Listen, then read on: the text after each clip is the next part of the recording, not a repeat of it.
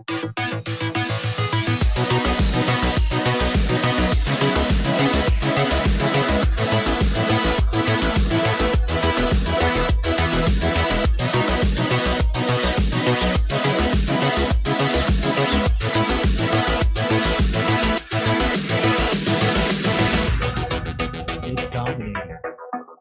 is one of the most dominating games of the year, I would think, and it's not even. Let's see if I can bring up this screen here. PUBG is what I'm talking about. Is it broken? No, we're good. We're good. Oh, there we are, working. right there. The button PUBG, worked. over 1 million copies for the Xbox One in 48 hours. Holy moly! Yeah, that is a powerhouse game. It's good. Good game sell. Good game sell. Welcome, everybody.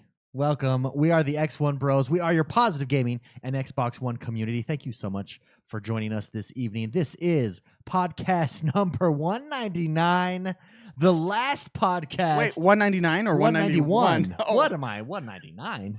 No, 199. 199 would be sweet. That's why you say no to drugs, kids. Right there. This is podcast number 199. As always, I'm joined by the bros, the X1 Bros, first and foremost. It's Mr. McSpicy. Hello, everybody. It's good to be here. And I am X1. We are missing Jord the Man, but that is because Jord the Man, the beloved guy that sits in the middle, who I'm sure if we were to ask him, Jordan, how was your week? He'd say, it was good. That's right. He has had a child. Well, his wife had a child. And he was there holding her hand. He was there holding her hand. Yeah, he's a father, everybody. He's a father. Jordan is a daddy. So congratulations to Jordan the Man, born early this morning. Yeah.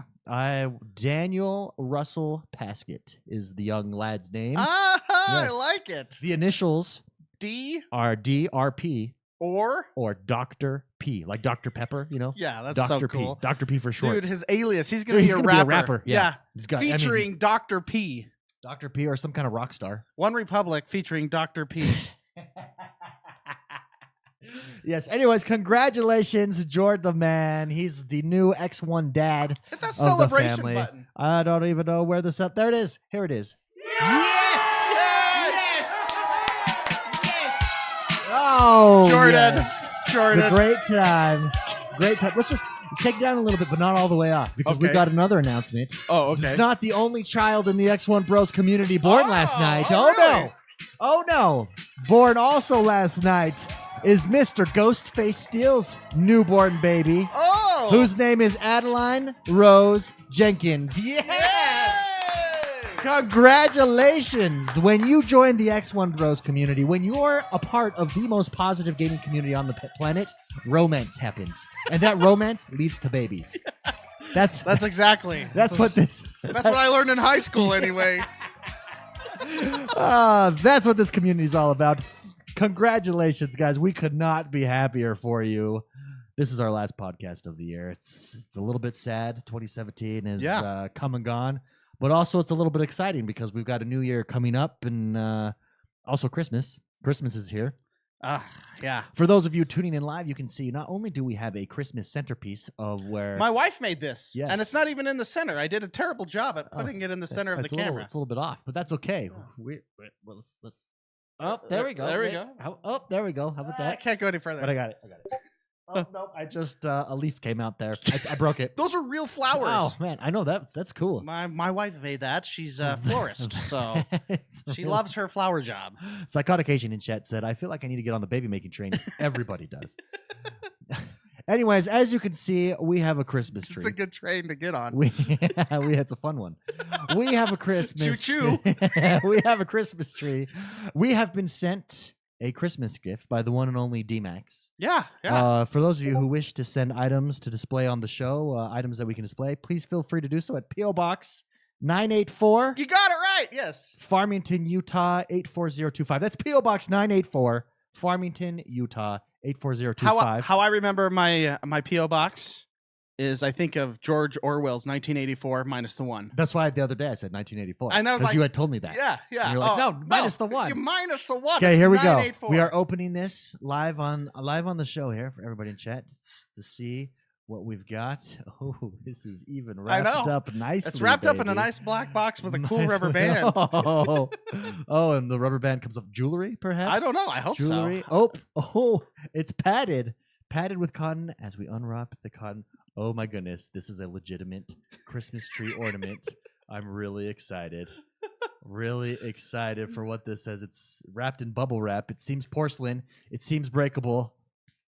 Here Okay, we go. go for it. Go for Here it. we go. Oh my I goodness. call the bubble wrap. Bubble wrap. Oh my goodness, this is the coolest thing ever. David Jordan Mark on one side. It's a circular porcelain thing. David Jordan Mark on one side, and on the other side, It's our logo. X1Bros on the other That is side. sexy. Let me hold this up to the camera there. There you go. Oh, So man. cool. D-Max in the community sent this to us. Very cool. Thank you so much. Merry Christmas, everybody. Okay. Happy holidays. Happy Hanukkah. Happy Kwanzaa. This is what I love to do with bubble wrap. Ready? Where are we gonna put this? I'm gonna put this on top. Can you hear the bubble wrap squish? Like, here we go. There we go. Did you hear yeah, it? that's that nice. popping? That's nice. Ooh, Yeah, ooh, yeah, that's my bubble wrap. Yes. Now we're throwing that in the garbage. Very cool. Thank you so much, D-Max. Yeah, thank you. Well done. Did you make those yourself? I don't know. Way cool. Yeah.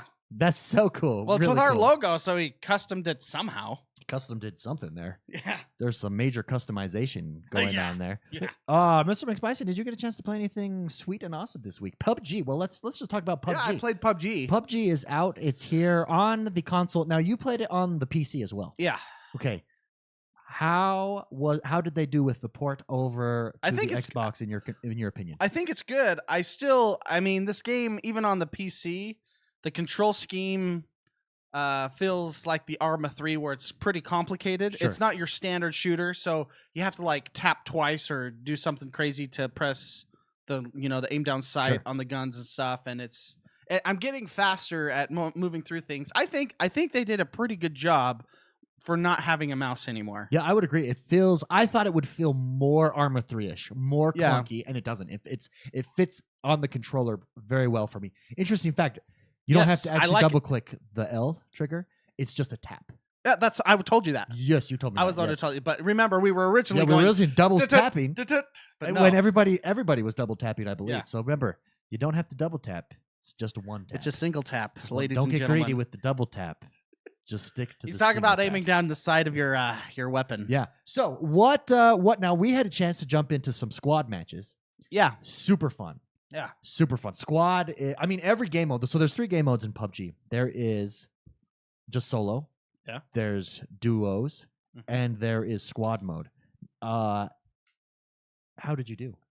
I think the best I've taken was with you guys at 3rd place. We haven't We beaten did it go yet. 3rd place. We went yeah. 3rd place. But it's super. I mean, just the concept of the game type is really, really fun.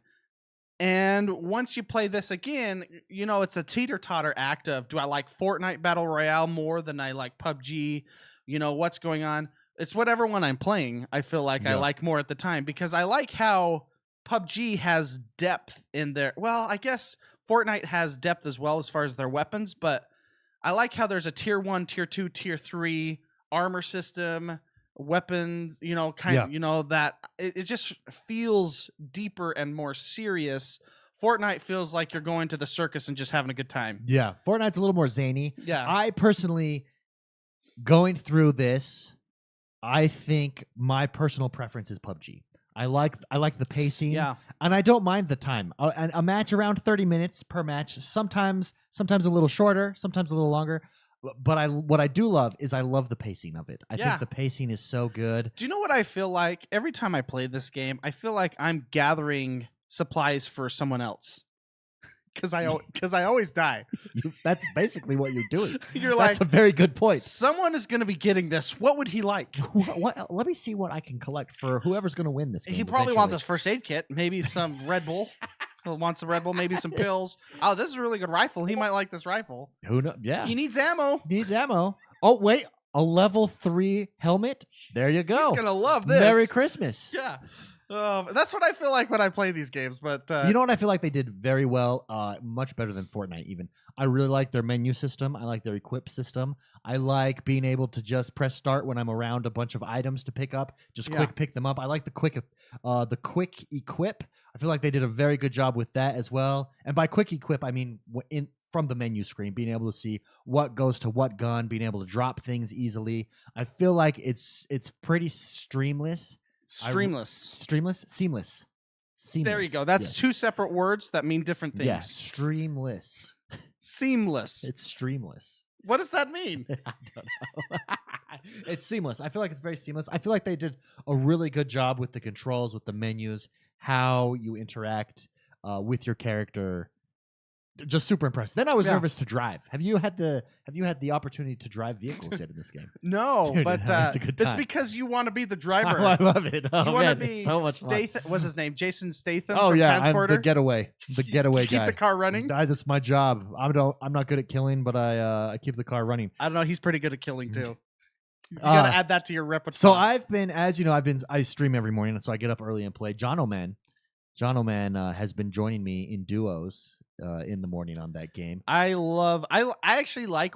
So John O'Man is my cousin, Jordan's brother. Okay, so for those new listeners, he's very good at video games. He's the one you want on your team. Yeah, and I love.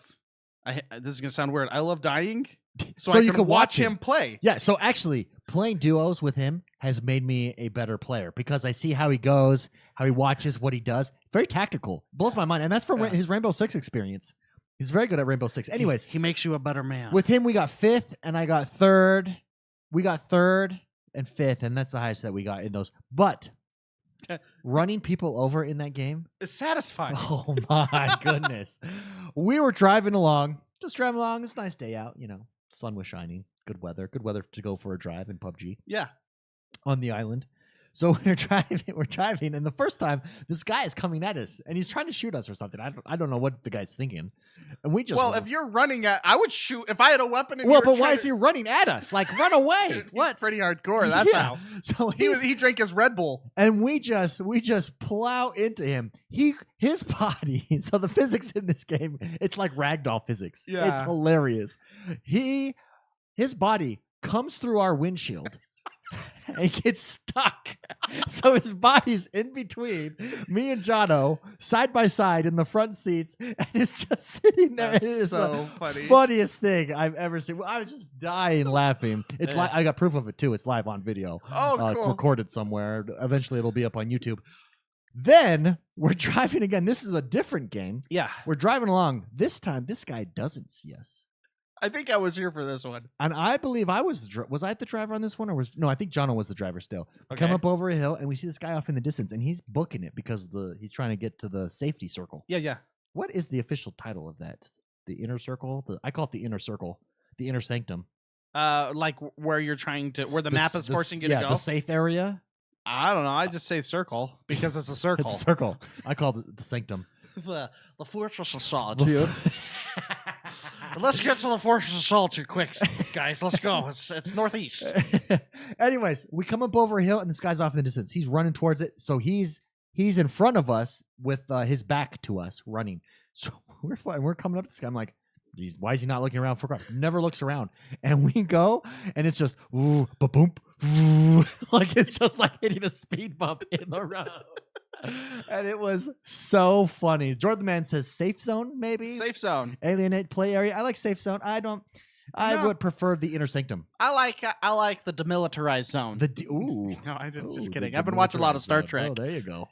I like the that. Neutral zone. Let's call it the neutral zone. And everyone, just in case you were wondering, it's not the neutral zone because you can get killed. You can get killed in the neutral zone. Oh, okay. The neutral zone is the buffer between the Federation and the Romulans. Wait, and have you been watching the new Star Trek, or is this the Next Generation? Okay. Yeah. Wow. The first season is like crazy. Just burn through that. The 80s was a weird time. Okay. And they're just getting their gears ignore moving. it. Yeah. But then after season, it gets really good. Very, very deep episodes. But that's what the neutral zone is. Okay. It's the buffer of space between the bad guys and the good guys. Mm. And that's why that way they don't have wars. Mm. In case you were wondering, I didn't let's know call that. it. Let's call it the neutral zone. The 'Cause asteroid belt. there could be a lot of deaths in the neutral zone. Okay, fair enough. Okay, it's the neutral zone. Make it to the neutral zone to be safe. Yeah, I'll just end up saying circle. Says Alien Nate in chat. Yeah, that's what we'll call it. Circle. It's the circle. The fun circle. Get to the circle. Get to the circle. Hurry. Anyways, overall, would you recommend this game? Is it a must buy in your opinion? I think so. I think it's super good. Yeah, if you haven't seen it, go watch some videos on it. Don't take I'm gonna be Jordy, but don't take my word for it. Reading Rainbow. Reading Rainbow. Yeah.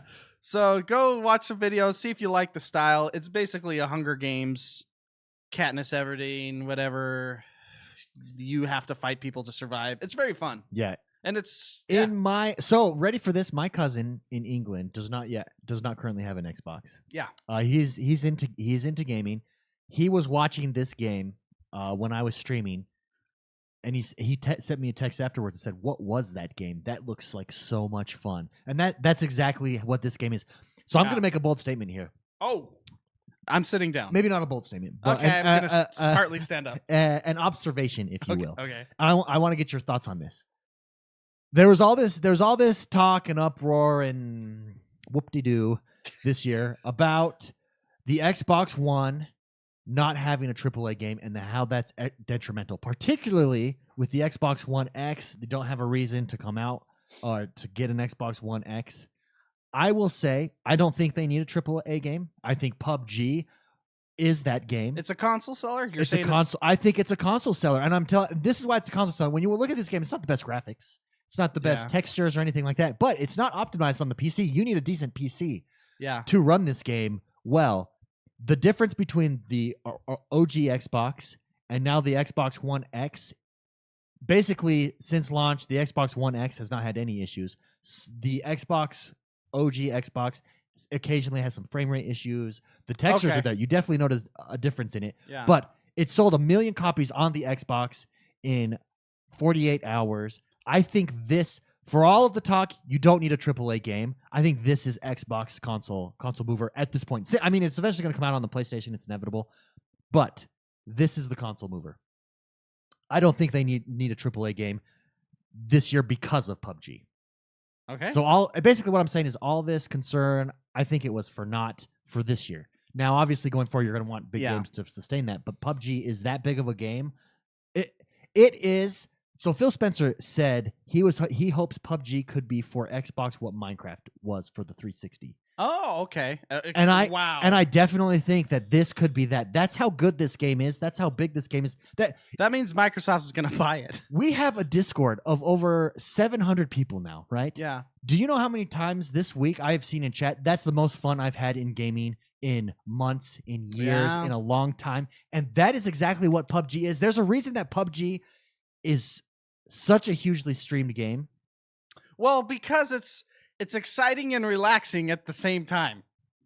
And that's hard to explain. No, it is. But like so for people that stream, if you don't stream, it's fun to chat with with chat and the community and everything.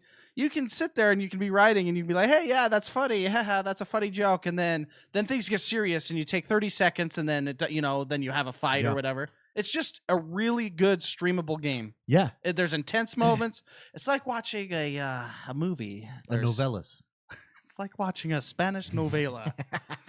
And El Fuego del Corazon or something, just there's just ups and downs, and it's extremely fun as a genre, and this is basically the original. You could consider it the original because it's made by the original creators of the style of the genre. Yeah. So PlayerUnknown. So I will say, so I never had a chance to play it. I only watched it prior to this. Both Jordan, Jono, Mr. McSpicy, they all had a chance to jump in on PC and play it.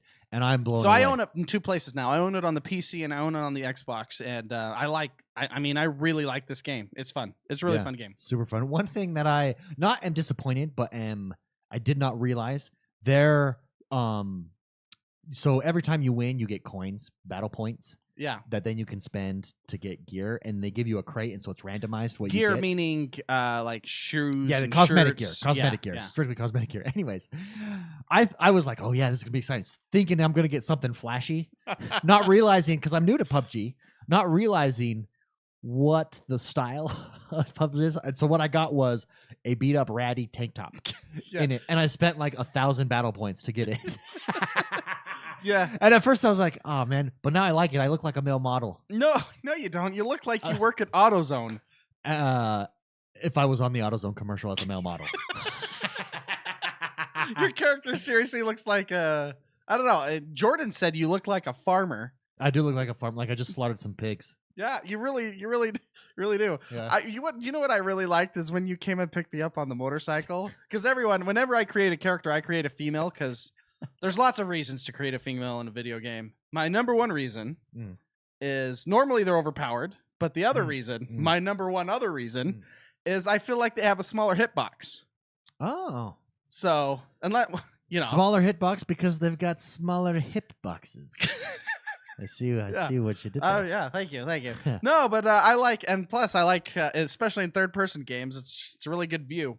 So, anyways, you picked me up on the motorcycle, and I really felt like we were a couple, dude. Because I'm the girl riding on with my man in front. It was a little bit romantic. It was a romantic time. Except on a motorcycle, you're kind of crazy. Yeah. In that game, motorcycle rides are. Oh. Yeah, and so you can see the difference. Dark Munkin. There's nothing wrong with working. Okay, Dark Munkin in chat. What's wrong with working at AutoZone? There's nothing wrong with working at AutoZone. He just looks like a guy that works at AutoZone. I don't know how else. I look like the male model that works at AutoZone. Okay. That's how my character look. The way I stand there all like sideways. Okay, got a really in strong. My experience, I got a strong jawline. Oh, that's funny. That's funny. In my experience, that's what he looks like to me. So. Anyways, I really like the game. No, I think it's a good game. Super. So what? Let me get your thoughts on what my point of view there. What I just presented to you. PUBG, AAA game for Xbox. It's the console mover at this point. Correct? Incorrect? You do agree? Disagree? What are your thoughts? That it's gonna sell consoles. Yeah. Well, yeah, because I say this. I even said it at the beginning of the show. It was what's his face? The guy that used to be over EA was over the 360. He said, "Good games sell, bad games don't." And this is a game that sells. Absolutely. And it's available only on one console right now. Right now it is. So you put that equation together, there's a good chance it's going to sell consoles. Yeah, and so basically, I think. I wonder if this was accidental, if they fell into this, or if this was planned. Like basically, I think Phil Spencer was right in seeing that he said this earlier that we think PUBG can do for Xbox what Minecraft did for Xbox, and I think he was right on with that. Just whenever I log on, so for this whole week, when I log on, everybody's playing PUBG. When I'm in chat, when I'm in Discord, when I'm in other server Discords or their Discord servers, everybody's playing PUBG. When you looked this week at Mixer, when you look at the numbers, everybody was streaming PUBG or watching PUBG. Granted, the same was with like a Destiny release, but look how big Destiny is. There's a AAA game. Yeah. It had that same feel. It has that same experience. It has that same excitement around it. When you're able to get someone, so my cousin, he's a PlayStation guy all the way. Yeah. He really doesn't want the Xbox. The only reason he would get an Xbox would be to play with me. Yeah. This sold him on it. He said, "Wow, that game is really good." He said, "Is this on the PlayStation?" And it felt good for me to say no. No, it's not. No. I love PlayStation. But my point remains. I think Phil Spencer's strategy here was correct. Yeah. He received a lot of criticism for it, but I think it was correct. So all hail Phil. yes, our master. Destiny. There's people in chat that disagree. I mean, Alien Nate says great game, no doubt, but he says it's not a console seller. I mean, we'll see. I mean, time will tell. Yeah, absolutely. We'll see. I would even say because it's still considered a preview game. Like even with my experience with this, you can't play it in HDR. So when I first turned it on, the colors were bizarre. I had to go turn off the HDR setting in my Xbox to fix it. And there were people in chat were mentioning there's a lag or a dead zone in the controller and stuff like that. And that's, I mean, that goes under the preview umbrella, the protection of the preview name. Yeah. I guess, if you could consider it that.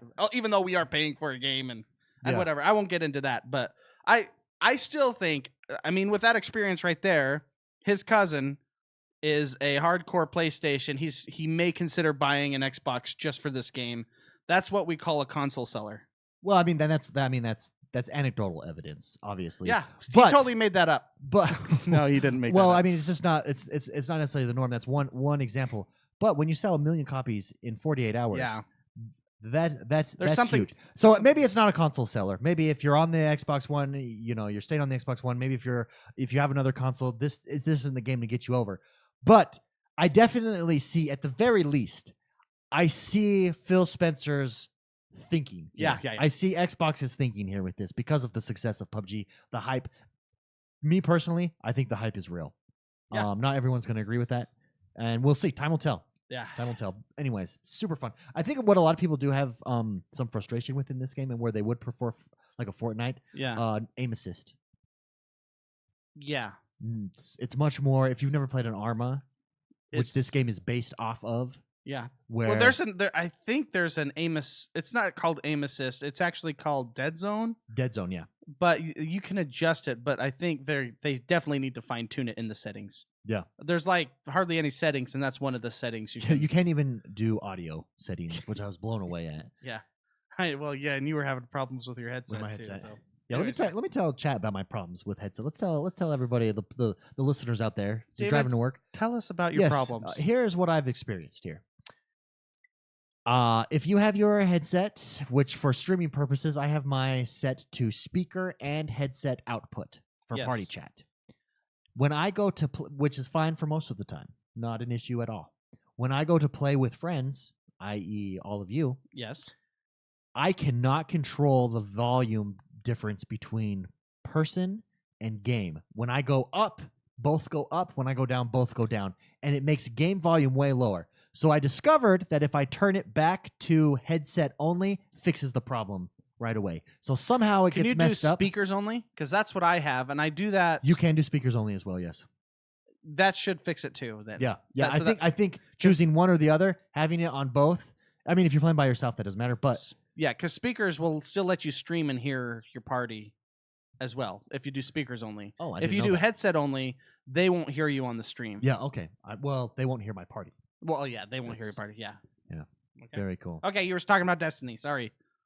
Destiny, yes. Destiny clans. Guess what, everybody? First of all, for those of you that don't know, we have 2 amazing Destiny clans. It's called Xonebros 1 and Xonebros 2. I believe it's 1.0 and 2.0 to be precise there. We have just done a purge. That's right. With the new content out, we purged the community or the clans of inactives. And so we have about 20 open spots now in each of the clans. Come if you're looking for a clan, and let me tell you, if you're into Destiny 2, maybe you didn't jump into Destiny 2 at first. Maybe for Christmas you're getting Destiny 2. Maybe for the holidays you're jumping into Destiny 2. Maybe you saw the DLC and thought, you know what, I'm gonna get this game. Giddy up.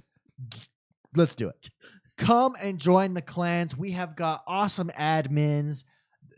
You're not going to get a better community. You're not going to get better clans. It is such a good time. They are working hard, doing weekly raids. They're going to do game playthroughs or playthroughs with everybody, with the newbies, help you get better at the game. So much fun. Let me tell you this too. You need a clan in order to get awesome rewards to level up your character. So you come and join our clan. We reach those. Both of our clans reach all of those requirements within hours, like right away. Yeah. So come and join. If you got purged for the clan, it's nothing personal. It just meant that you had not logged in at least 1 month.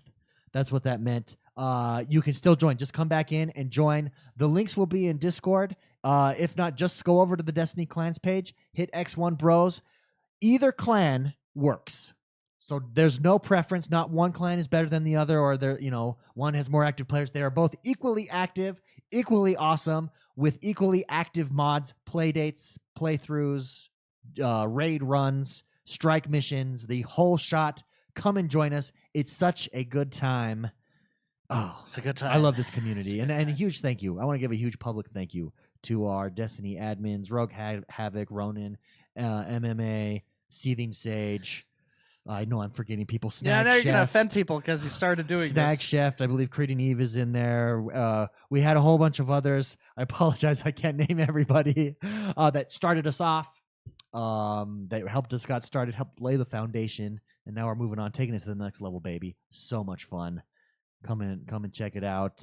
Year end review. Microsoft, for those of you that don't know, have published a year end review of what you did this year. I would say a personal publication. It's a personal publication of what you did this year, what you accomplished, what your statistics are like in the Xbox One. If you go to, if you just Google Xbox year in review, you click on the link, log in. It's pretty freaking awesome. It's way cool. There is one thing that I do have an issue with, and only for me because I started playing a lot more recently with my regular streams in the morning, and that is it only takes you up from January 1st up to October 31st. But that's only 2 months of the year that it's missing out on.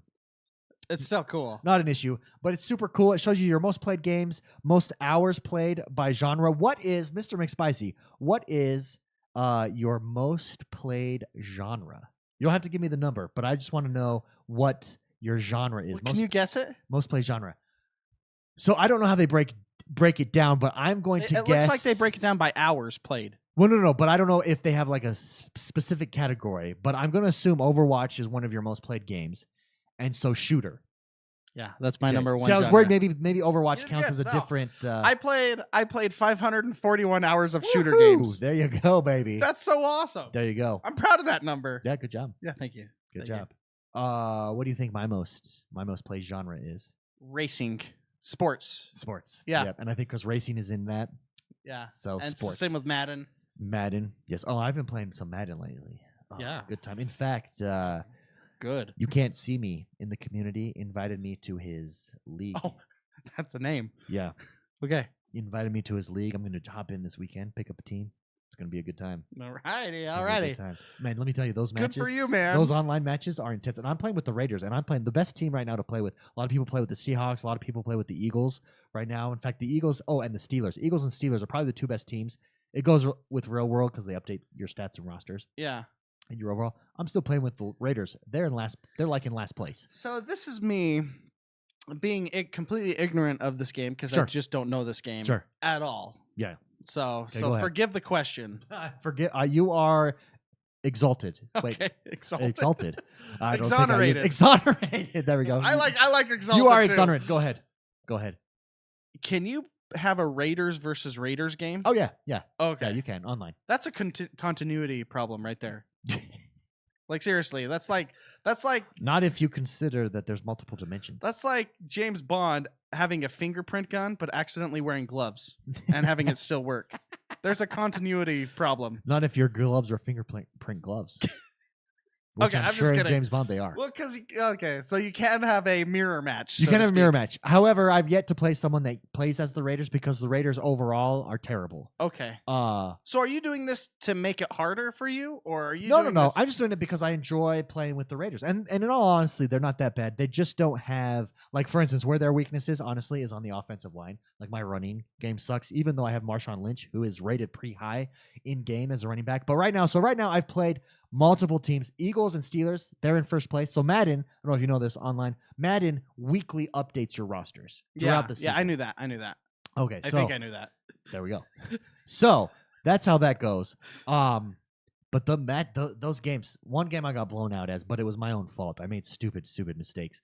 But they are coming down to the wire, and it's so intense, man. And the plays that happen, oh man, it feels like I'm an NFL coach out there, trying to get my team. Well, you kind of up. are in a sense, hyped right? up. That's why I love that game. It's like how it has the same experience for me as PUBG, where you're super focused. Do you shoot people? No, you can shoot in some rifles though. Oh, okay, yeah, rifles some and bullets. balls in there. Okay. But it has that same, just when you're in one match, it's all immersive. Like Okay. it's thinking, it's strategy, it's decision making, and then it's execution as well. and they do it so well. Anyways, I'm loving the online play. Anyway, sports. So your sports is number Sports. What's your number one? So keep in mind, I actually think my number one would be whatever category action adventure, right? Minecraft is in. Isn't that because I have played since. So keep in mind, because this is since October 31st. The one was the Better Together update, like November 8th. Since then, I don't know how many hours I have in Minecraft, but I'm sure it's a ton. Yeah.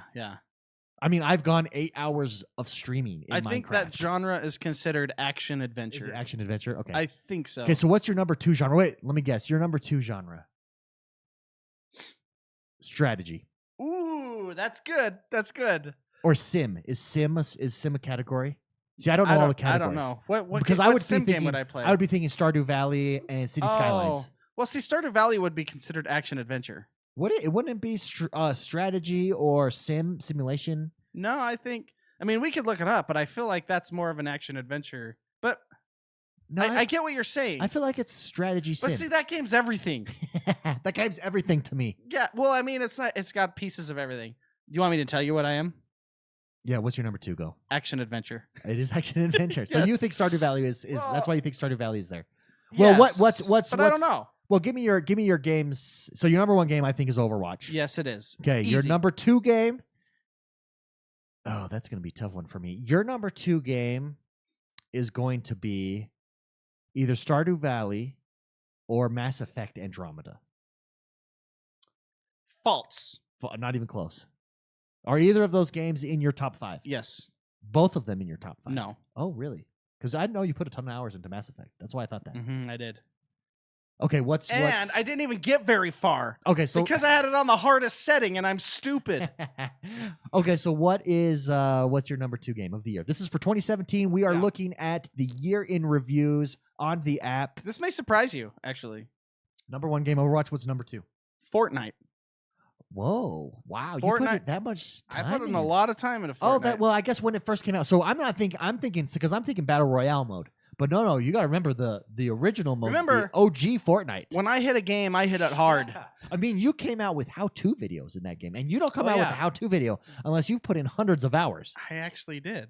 Yeah. I did put those on YouTube. Yeah, and they were good. They're good. They're very informational. I feel like they helped me out. Okay. I never actually jumped into that game, but okay. Number 3 game. Guess. Number 3 game for you. Stardew Valley. No. Okay. This is so fun being on this end because I know when I'm going to do it for you, I'm going to feel so stupid. Okay, hold on. Let me think here. You played Fortnite. I spilled water all when over that me. came out a lot. Oh, I got it. Your number 3 game, Destiny 2. Yep. Boom. Yep, you got it. Boom. You nailed it. Yes, thank you. Thank you very much. I really like these games I'm too. thinking. So I'm thinking here. you're not going to get 4. I'm not gonna get 4. No, you don't think so? Go for it. Go for it. This is going to sound crazy. Okay, is it a game that I know? Yes. It is a game that I know. Yes. Do I respect this game? Yes. Okay, it's a game that I know and I respect. Okay. This is so funny that it's on my top 5. Prominence Poker. Oh my gosh, how did you get that? Because I know you, baby. Because I know you. That is so funny that Prominence Poker is on my 4. Is my 4th most played game. I love that game too. Okay, let's go. Your 5th game, Stardew Valley. No. Oh, it's not Stardew Valley. It's not even in my top 5. Whoa. Which is crazy, right? Yeah. I'm trying to think what came out earlier that you would have jumped in. I could give you a hint. Oh, is it Assassin's Creed Origins? No, because that didn't come out. Oh, that's right. That's not out till later. Disqualified. Okay, prior to what was out this summer? Oh, Major Barber has a good one. Is it Battlefield? No, it is not Battlefield. That is a good question. Battlefield. That's not Battlefield. I want to see like a top 10 list, but this is still super. Okay, what was fun. it? I have no idea. You mentioned it before. It was Mass Effect. Oh, see, I knew you put. See, but I assumed it was Stardew Valley that you got in, not Mass Effect. Yeah, I don't know. Very good. I guess Mass Stardew Effect. Valley isn't on Yeah, the I know list. you put a ton of time into Mass Effect. Now, did you ever complete Mass Effect? No, because I was like, I've played the other Mass Effect, so I'm going to be really good at this. Let's crank it up to the hardcore, ultimate, tough setting.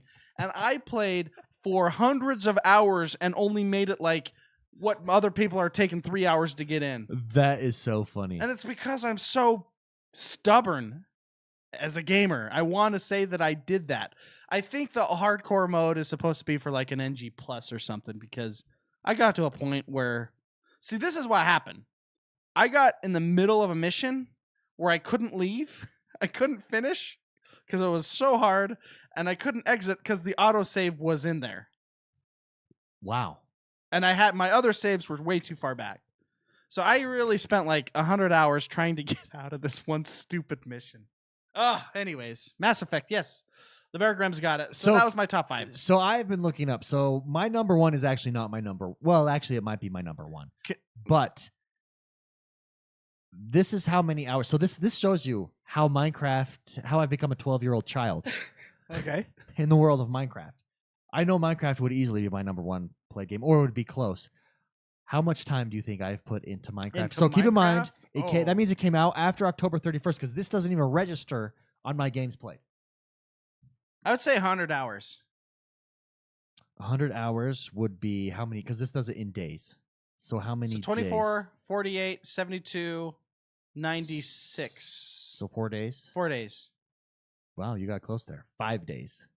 I was in the range. 5 days in Minecraft. I'm going to consider that a win. So ready ding, for ding. this? Everybody in the realm has to be on my friends list. That's just the way that Minecraft realms work. Holy cow, David! That's a lot of time. I am out of, and we have 66. 4 days and a month and a half. We have 5 days. Five 5 days, 3 hours and 33 minutes. Oh my goodness, that's pretty good, man. And you're playing other games too. 66 people are officially in the realm. Actually, I think it's 68 now. People are in our realms. Okay. All of them have to be on my friends list in order to be in the realm. So it tells me what I'm ranked out of my friends. Out of that 66, what do you think I'm ranked? Of just time played. Keep in mind, I have 5 days and 3 hours. I know I'm gonna call him out. Choco Monkey is a hard. Choco Monkey is and there then all the way. Mayo. I wonder if actually it compares it. Oh, it shows me. Happy Mayo is in there too. I mean, there are players that play that game quite a bit. I would say 3rd. I am 11th. Oh. The number 1 player in our realm, in the Minecraft realm, with ours is SK Melanie. 13 days, 2 hours and 2 minutes. Choco Monkey comes in 2nd. Well, yeah, let's well done. Wow. Whoa. Wow. We're gonna do top 5 here. Choco Monkey comes in 2nd with 9 days. That's a what is that? A 4-hour difference, 4-day difference between SK and Choco Monkey. 9 days, 11 hours. I'm gonna start crying. I'm so emotional. I'm so proud of everyone. Yeah. Then we've got Noisy Cricket. Oh baby, Noisy Cricket with 7 days. Undead Care Bear with 7 days. Now, Undead Care Bear is the pixel master. He's the one putting the art up, right? Putting up the art. Yeah. Although Freaky RO is putting up some sweet art as well. And currently the latest art is a Gears cog. Oh, that's so Gears cool. Logo. So cool. So cool. So Undead Care Bear's at 7 days. Just in front of me is the one and only Free Radical. Yeah. At 6 days. And actually, I'm surprised that Smarter Martyr is 3rd with 9 days. Smarter Martyr top 3. So we've got 13 days, 9 days, and 9 days are our top 3. Man. I'm so proud of you guys. Yeah, good job, guys. Good job, man. That's the power of the Minecraft realms in the community. There you go. Let's look at the Barber Brothers, because the Barber Brothers have spent a lot of time on the highway. Where do they come in on this? Because they're in chat right now. I don't see them. There we go. 30th. Got to step up your game, 30th. brother. But you got to realize our realm. When I'm streaming Minecraft daily, people jump in and they're like, "Holy crap! You've done all this in survival mode." I of course take all the credit. Of course. Like, yes, I've built all of this. No, but we have so many active players on the weekends. So it's a 10-person limit simultaneously. On the weekends, you can't get in. Yeah. Let me tell you what we did this last week. Okay. We took a highway. Oh, I was watching the stream. The highway is now out to the Mesa. The Mesa is like a 4-day run when you run out there. Full highway out. We had full work crews. Everybody in our thing was there chopping away, putting stuff down. It was insane. It happened so fast. We have a train now. We have a train that goes all the way out along a huge highway. The infrastructure, man. You build the infrastructure first and the economy follows. That's what we're doing. Anyways, it was so fun. I don't know why that game is so freaking fun, but it's fun. Okay, here we go. So my number one genre, Minecraft is not on the list. Minecraft. No, because the Better Together came out after October 31st. So okay. Do I get to guess? Your number one is you get to sports. So my number one genre is sports. What do you think my number two genre is? Strategy. It is strategy. Wow, good job. Halo Wars. Yeah. Halo Wars 2. Your third one is going to be hard. I mean, I could say action adventure, but shooter. My third one is shooter. shooter. Which makes Yeah, sense. that makes sense. Yeah. Destiny, Battlefield, Battlefront. I forgot about that. Yeah. I forgot about that. I did pretty good. Okay, number one game this year. So I have a couple in mind, but there's only one right answer. Okay, it's only one. Forza Horizon 3. It's Forza Horizon 3, yes. Which Boom! I think Forza 7 would probably be my number 2 game in actuality. But it's not I actually on there. think Minecraft would be number 1. Forza 7 would be number 2, but all these games came out after the October 31st cutoff date here. Anyways, prior to October 31st. 2 and 3 is going to be hard because I think they may be interchangeable. Okay. Based up, think of me. What do I like? What do I do? How do I play? I know. Well, I'm gonna say Halo Wars. Halo Wars is number 2. Very good. Boom. Hit it. They're 2 for 2. Madden. No. What? No. Madden is not. Madden came out. Keep in mind. Madden came Destiny out in 2. August. Nope. Oh my. Number 3. Number 3. Now I'm losing. You'll actually be really surprised. I'm surprised that this is on there as well. Well, then I would have no idea. Golf Club 2. Oh no, I knew that. Yeah, but the reason is because I was making video. I did like a bunch of championships games. I was trying to make videos. I had a bunch of problems, but I did spend for a few weeks there solid. Oh yeah, solid hours in the golf. Well, Club I remember you streaming it, going, Look at the wind. There's that little. And here comes David. Approach on the 15th hole. It's a long par 5. Par. Organic Avenger nailed this hole, and David's really just trying to keep up with him. That's really how it was. Because you would be like, you would take. I mean, it's like real golf. You would take your time. It takes so much time. Now I'm much faster, but people would pass me. I remember Mitchell started like while I was on the 9th hole, started and finished an entire tournament by the time I was finished with just round 1. Oh, that's funny. Okay, there's my top 3. You got 2 left. Well, what else makes my top 5? Destiny. Destiny 2 is in there. What is that, 5th? That is 4. Fourth. So okay. my 5th one. 5th one, think 2017. Oh, well, that's what I'm trying to think. 2017. What has come out? What have I played? What have I enjoyed? We've spoken about this game quite a bit on the show. Many jokes have ensued about this game and Ark? the way that we play. Nope, not Ark. You get one more shot. See if you can get it. We've One many more shot. jokes on the show. Many jokes on the show have been made. We've discussed it. All of us have played this game. All of us have played this game quite a bit, actually, I believe, each of us. But only one of us made it to the top 5 in our gameplay. Dude, I have no idea. City Skylines. Oh, City I would have Skylines. not have got. I would not have. That's my number 5. No, that makes sense. I'm actually surprised that's not on my list too. I spent way too much time on that game. Oh man, and that's fun. Fun times. What was your most played month? My most played month was. See, where does it see it? It tells you your most played month, which is crazy. My most played month was September, which makes sense because September I started my early morning streaming, like the end of September ish. Makes sense. See, now if we went through it, I bet you November would easily be my most played month.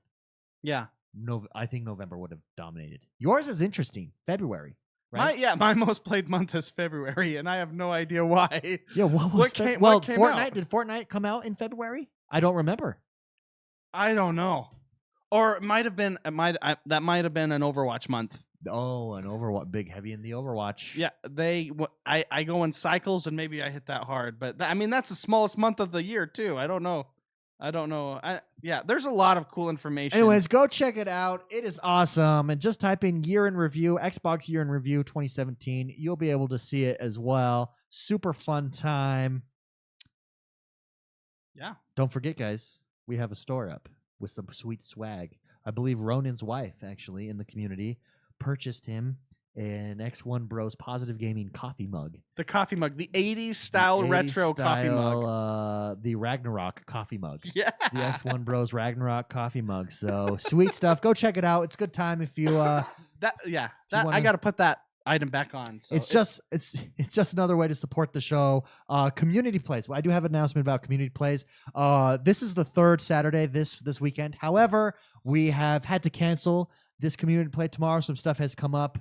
Part of that has to do with Jordan's birth of his child, but then some other family things with it being so close to the holidays. I just couldn't make it work. We also only had a few people interested, and I think also because it's so close to the holidays. Yeah, it makes sense. So we will we will be starting back up the community plays back in January 6th. Saturday, January 6th will be our first community play. Remember, the first and third Saturday of every month, the first community play of the new year is going to be, are you ready for it? Oh! Wait, hold your breath.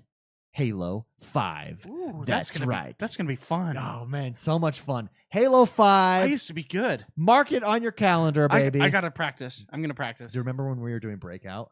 Oh, yeah.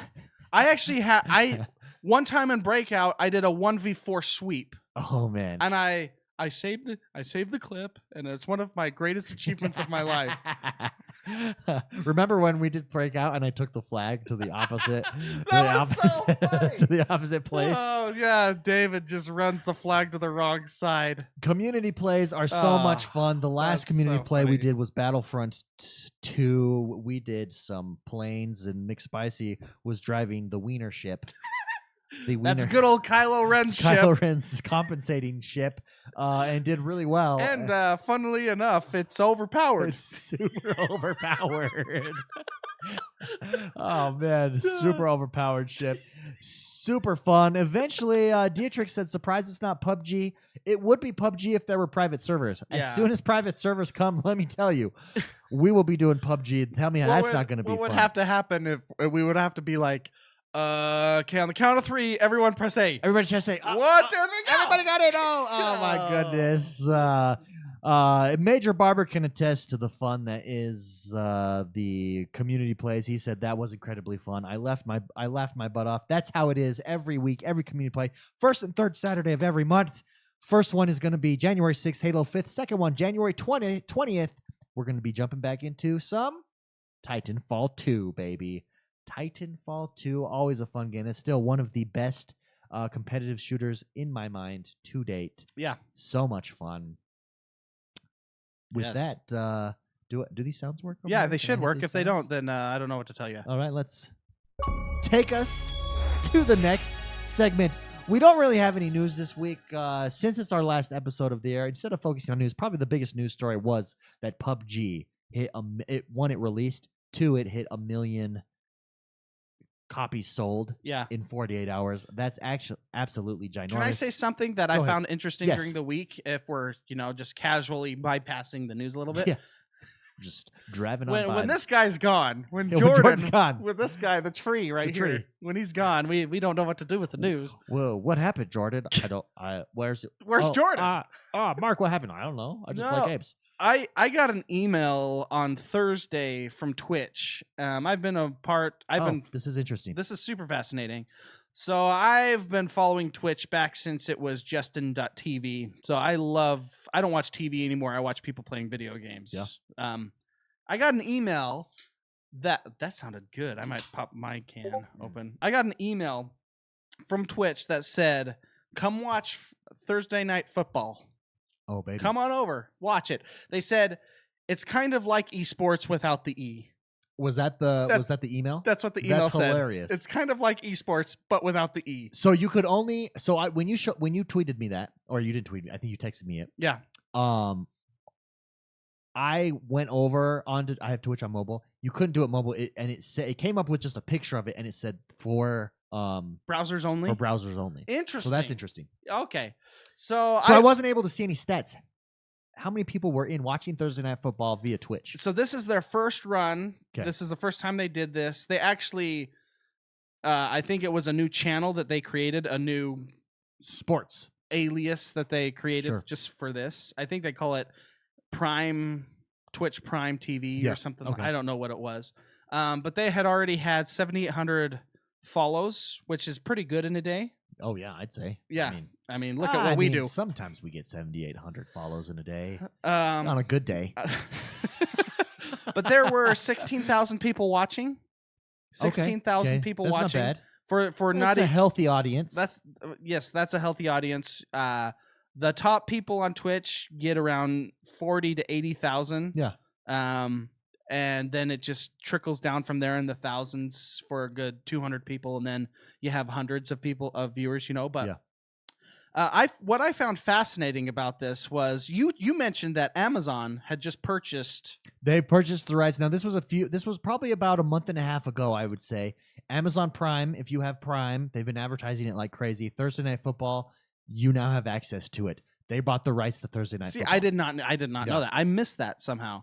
But I find it fascinating, and I'm proud of Twitch for accomplishing this, and I find it fascinating that Twitch is being respected. I don't know if that's the right word, but as an entertainment medium, / broadcast medium, where the audience is. Where the audience is, right? Which I honestly think it's the future of television. Streaming. I think streaming is the future of television because you have interactive chat. Imagine if you were watching a football game. So I did. So you could see chat on the mobile, and what was interesting was how they were talking. It was fascinating seeing chat. Yeah, it was like you were watching a Madden stream, and people were like, "Oh, they need to do this. Oh man, I can't believe they did that." And they're talking about plays. They talk about strategies and plays. Yeah. So interesting. Imagine if that was on television today. Imagine if the announcers, and this is just me being ignorant of names of announcers. Sure. But let's say Dan. Dan Deerdorf is a famous announcer. Okay. Dan. Although this Thursday Night Football, it was Chris Collinsworth. Okay, so Chris. So you'd go, Chris, what do you think of that play? And imagine if he goes, well, we have Mr. McSpicy in chat asking about that play. This is what I think. Yeah. Imagine if you are a person that could influence what's being broadcast. Yeah. That's the appeal. And I think it's the future of streaming. Yeah. So do you think big TV will ever go? Yes. It's only a matter of time. It's when those to where. So I believe they'll go to streaming. Yeah. So I believe Microsoft will actually get rights to, let's say, the NBA, MLB, UFC, whatever it is. Yeah. And be able to stream. I think that's like Mixer will have a sports channel and do something similar. I think everybody sees. I mean, Microsoft spent how many $1 billion to purchase Mixer? There's clearly a market. This is clearly the future. Absolutely, yeah. I think you're absolutely right there. But will big TV go interactive like that? Yes, I think it's only a matter of time. So? I mean, so Major Barber in chat right now says the only reason I tune into the live podcast is because of interactive. I mean, he just affected what we're doing right here. That's true. He's seeing a broadcast, and it changes everything. Yeah. I think it's the future. I just think it's a matter of the old timers kicking the bucket, and a good 20 years go by, and then people like our age or younger that grew up with an interactive chat as they've seen. Sure. I think it's just a matter of time before that becomes norm. Yeah. It's estimated there are, as of 2011, there is 138 active gamers in the U.S. alone. We're the number one gaming country in the world. Like full-time, professional, like that's what they do? No. Active means they game at least 20 hours a week. There are 100 and what? Over 138 million. Oh, I thought you said 138. And I was like, no, I guess I'm part of that. No. 138 million gamers in the world. And interesting, I'm part of my New Year's goals, which we'll talk about next podcast. Oh, okay. I got to write down some goals. I've been collecting. I hate goals. I need to take my gaming knowledge to the next level. So I'm reading books on the history of gaming right now. It's fascinating. I'll share that at another date. But this is in that book. That's why I'm citing it off the top of my head here like I'm a bloody genius, but I'm actually not. I just read this. It's my crypt notes. 138 million. So when you just take that audience is going to grow. But where is that 138 hardcore gamers? This is basically a hardcore gamers. There's 138 million. There's only 300 million people in the U.S. That's a third of the population. Yeah. That is considered active, hardcore-ish gamers, right? Yeah. Where are they consuming their media? Online. Streaming, Mixer, Twitch, YouTube. I think though that is where we're viewing our media. I mean, I besides sports, I don't watch television TV anymore. Yeah. And I agree. Although I mean there are avenues like Netflix and Hulu and whatever that my wife watches she watches TV, but on that Sure, yeah, and I'm watching like Star Trek and stuff. But no, but yeah, I think it's super cool that gaming stream sites such as Mixer and in this case Twitch, they are being recognized as a legitimate platform for broadcast, and I think that's super cool. So that was why I wanted to bring that up. Yeah, because I watched the Broncos play on Twitch, and I was happy. It's funny that if they just change, did it make you enjoy the game more? No, yeah. I mean, the hard part, I think between the two platforms, so you have Twitch and Mixer that I'm going to consider here. The hard part is going to be the trolls, the people that just want the world to burn. They're just going to come in and just say, we had a couple in the stream already. Yeah. Some guy comes in and says F you, and then they get banned. I think Mixer has the right idea where they make it punishable by forcing people to have an account. Yeah. Does that make sense? Absolutely. And Twitch, you can have 1 billion. Who cares how many accounts? And that's super inflated with numbers and stuff like that. And so trolls are a lot more.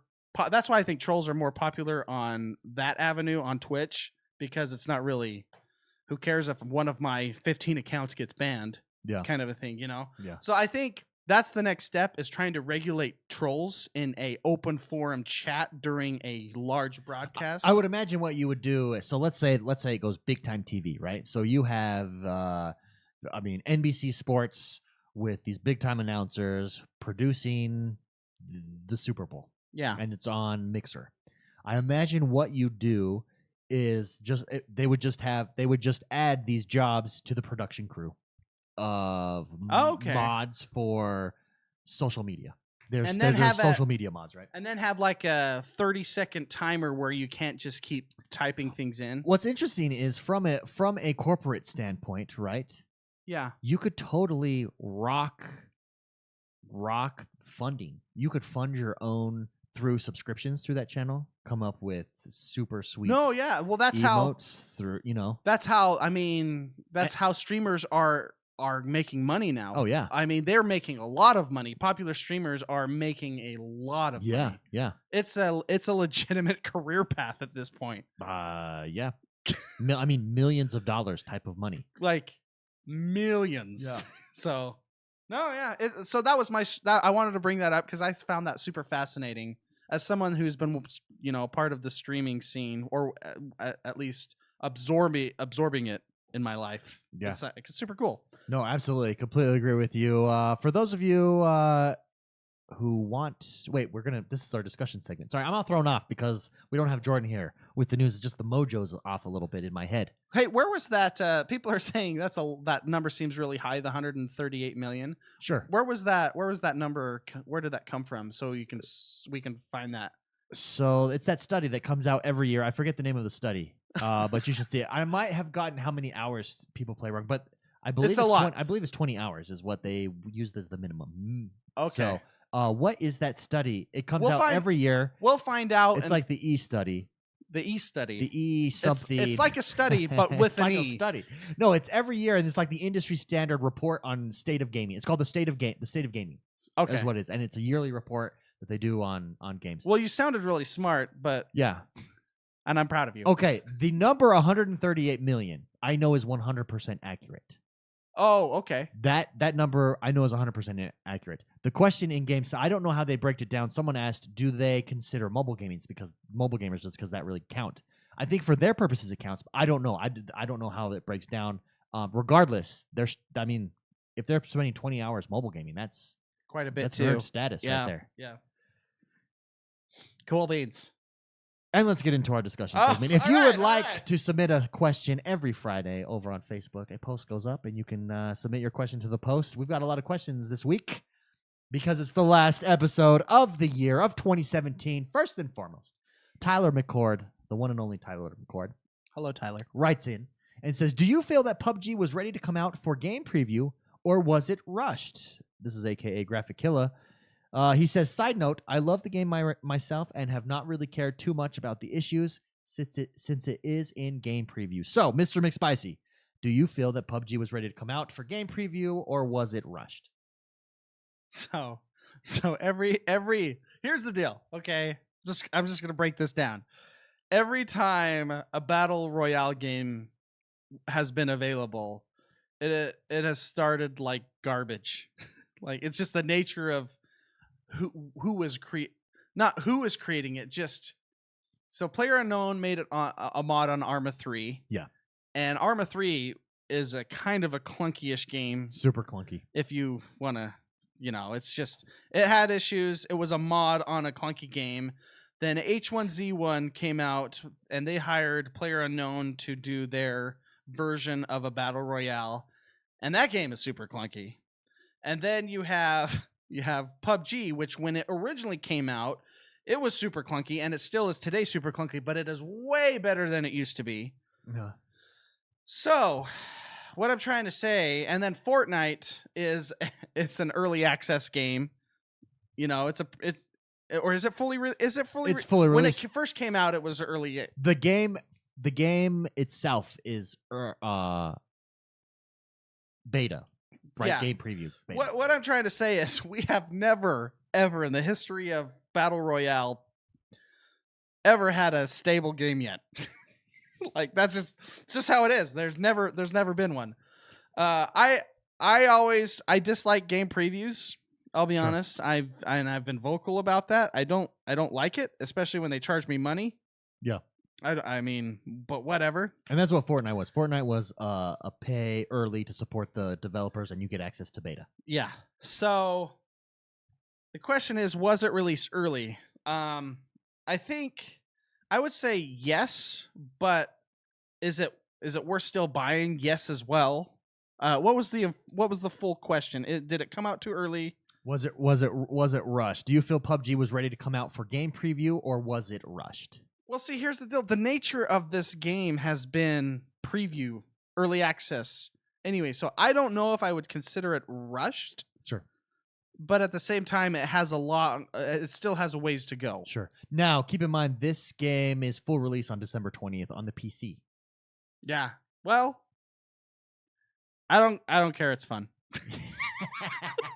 I will say I don't think it was rushed. I'll say that. I think a lot of the issues they patched in day one. The biggest issue was the frame rate issue that they patched in day one. 67% of chat said no, they don't feel it was rushed. 33% said yes. Yeah, see, that's such an interesting. Like, can you hear when I mentioned this earlier on the show? The preview has a protection barrier. Like, if you have the preview name attached to your game, it's like this invisible, you can't tell me the game's rushed barrier. Okay? It's preview, so you can't.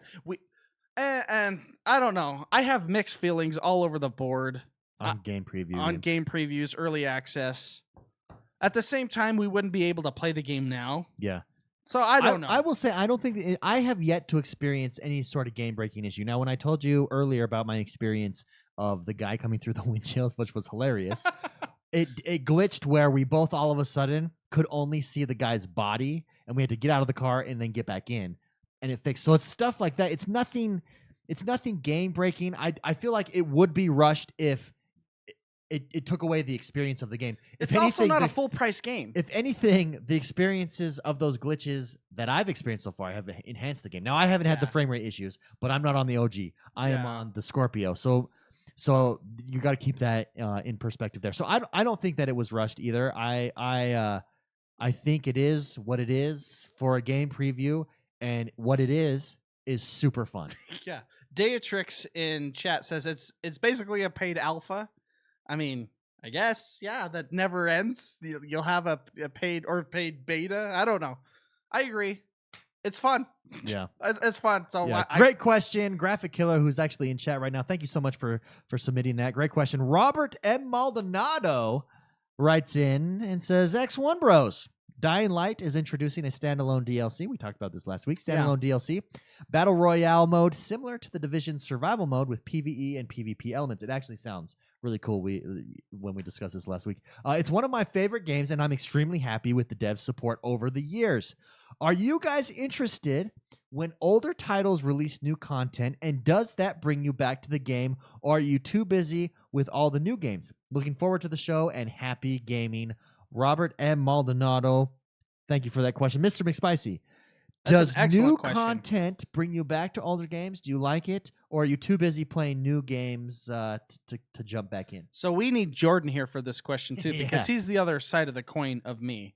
I tend to finish a game in my head and never touch it again. There are some cases where I do go back, such as a new raid boss in Destiny. Destiny 2, case in point. Yeah, so there are cases when I would go back, but generally speaking, in my head, I have to have an ending to a game. Sure. I have to say, I finished it, I'm done. At the same time, I still need, a game that doesn't have an ending that will never end, and that's like a game like Overwatch. Having said that, there are games that came out with new content, like all new modes, for instance. You have jumped back in. Most recent example, Ghost Recon, with their new PvP mode. Yes. That not only brought you back in, that brought you back in to purchase the game. Yes, because I had never bought it, and then they came out with a free weekend, and then that mode is so good. Yeah. So let me re-change. Another one also by the same survival mode on Division when that came out. We all jumped into that as well. So I would have to say it depends on another the example. Actually, okay. Here we go. Fortnite. You put that's what, your number 2 game, number 3 game. Yeah. Fortnite, tons of hours, but in the original mode, and a lot. Fortnite's I think is popular because of this battle royale mode, but they had this original kind of Destiny combined with Left 4 Dead type of game mode. The thing is that I hadn't really left that game entirely at the time. That's true. Like, I never in my head finished the game. Yeah. Well, I mean, can you finish that game? Well, yeah, I think you can. I think you can win it. Okay. I think there is an eventually. Ending. Yeah. But that brought really you back in. No, well, Minecraft brought us back in too. Yeah, but I mean, like, with the new feature, the Better Together. But I don't. I really only play with you guys. Yeah, that's true. That's true. Okay. So I tend to walk away. Jordan, that is actually interesting. It is all multiplayer games that have brought you back. Multiplayer content edition. Yeah. No, I'm probably, if there's a spectrum from left to right. Sure. And right is you walk away from games entirely, and left is you're going back to games all the way. Yeah. Jordan is on the far left of this. I am probably at the 90% mark. Okay. So I tend to just walk away. So, but to answer his question, do things like that get you to come back? Yes. Yeah. It depends on the content, but there is a catalyst involved that gets me to go back. Like Overwatch did a really good job when they come out with their, like right now it's their Christmas event. Oh yeah. There are things that it's the new characters that get me back. Moira came out last month, and now I'm back on the train of Overwatch. So yeah, yes, it does get there. It does help games. Yeah, I would agree with that. And I'll use case in point Minecraft. Bringing the Realms, the Better Together update. I mean, I played it for 5 days in the last month and a half. That's pretty good, man. that brought me back. Forza Horizon 3 with Hot Wheels DLC brought me back into that game. So yes, bringing new features. Oops, here we go. Division with the 1.8 patch update with new areas, new gameplay modes. That's brought me back to that game in a big way as well recently. So yes, I do think it's good for these games to bring back content, and I do think it works. I think so. Yeah, I think it does. I mean, like anything else, it has to be good content. I mean, I'm not going to jump back in just to jump back in. Yeah.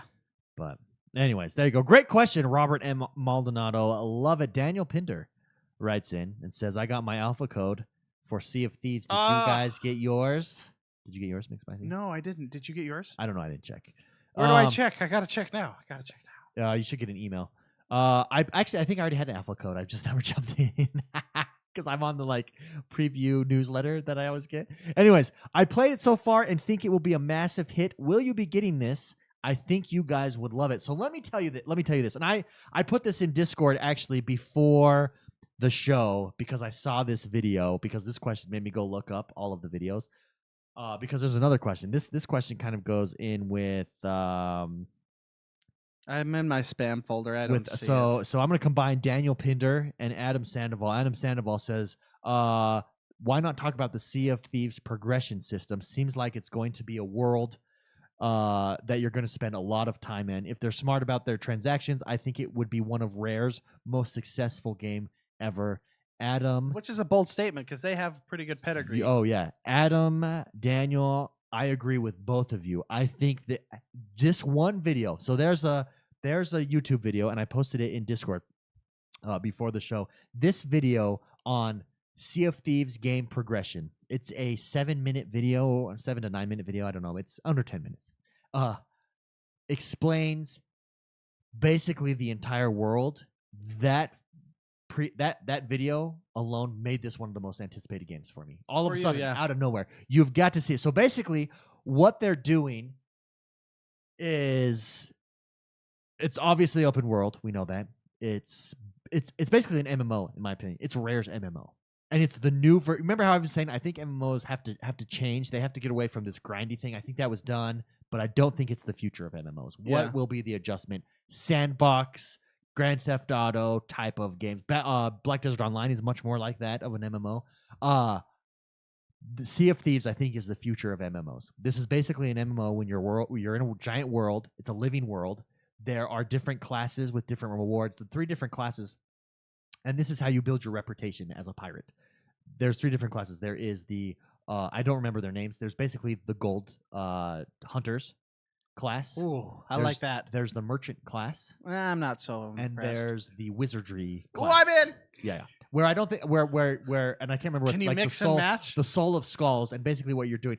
Basically, that's the fighting class. Wizardry is fighting. Well, it's not called wizardry, but they like go and search for magic skulls. Okay, basically. and then because you don't actually get magic. Merchants is the economics, probably like merchants is economics, and then the treasure hunter is for looters, right? Oh, yeah, exactly. Wow. And let me tell you how it works. So I myself am debating. I don't think I'll do the fighting class. Okay, that's all that is. I just don't think that's not me. It's not where my interest lies. And I'll also probably get killed a lot. I don't like to die. Unless you're the one doing the killing. Unless I'm doing the one doing the killing. There's a lot of merchants out there. I don't like being raped and pillaged, but if you let me rape and pillage, I'm there all day long. As a pirate. As a pirate, yeah. Oh, okay. It's a pirate game.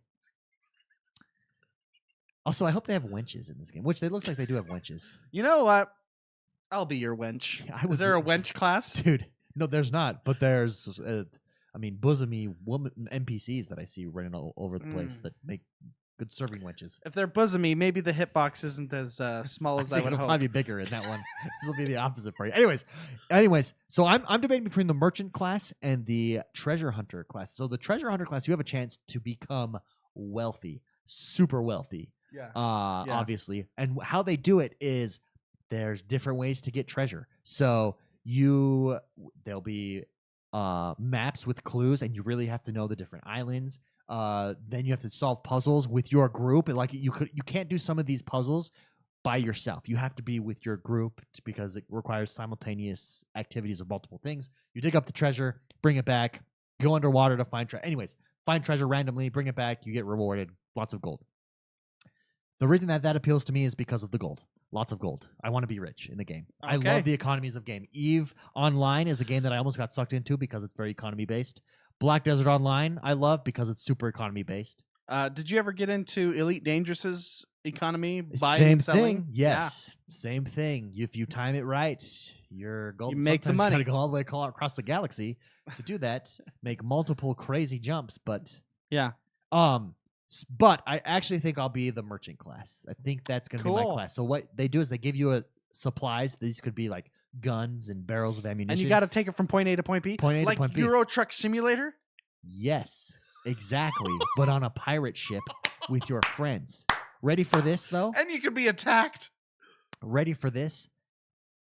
Other pirate ships can steal that loot from you. So you can be attacked. If you protect the loot, you get rewarded with money, but you also get rewarded with like unique items and stuff like that. So that's the merchant class. I think that sounds like a blast.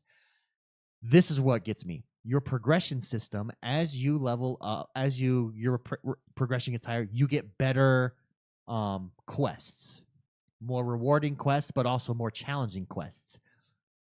All of your friends can go with you at any time. There's nothing keeping you from playing each other at any time. When you're in your ship, you stand around the captain's table and everybody puts their quests and you read it to see what it does and what your reward is of each of them. And everyone throws down a knife on the quest they want to do. And that's the quest all of you guys then do and get experience for and go on. I'm telling you, go check out this video. Oh my gosh. The Sea of Thieves progression video. It came out either yesterday or today. Looks how cool so is it? We throw good. A knife. So good. This sold me on it because really I've not understood, like, what are you doing? Just wandering around? That's been the question we've had for 2 years. Yeah. Well, it's going to be awesome, but what do we do? Yeah, and the progression system kind of gave me it's basically an endless MMO, a live world. Another reason, here's a big reason why I want the merchant class. There are animals in the world. Okay.